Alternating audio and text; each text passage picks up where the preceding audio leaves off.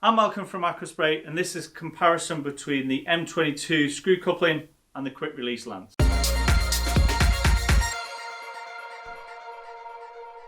So the object here, on the left hand screen we have the M22 lance and gun, on the right hand screen we have the quick release gun. So every time I pop the lance in and put it down on the table, I count one, and every time I pick it up, take it out and put it down, I count another one. So as you can see, the M22 has 1, whereas the quick release at the minute has 4. That's how quick that is. I might leave that in.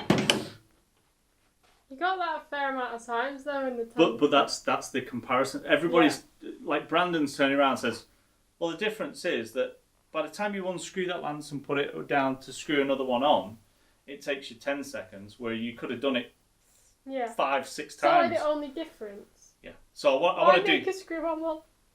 because everything was screw on the engineering to Is make this, the ball is bearings. this all and new things. now? Well, yeah, they're trying to do that.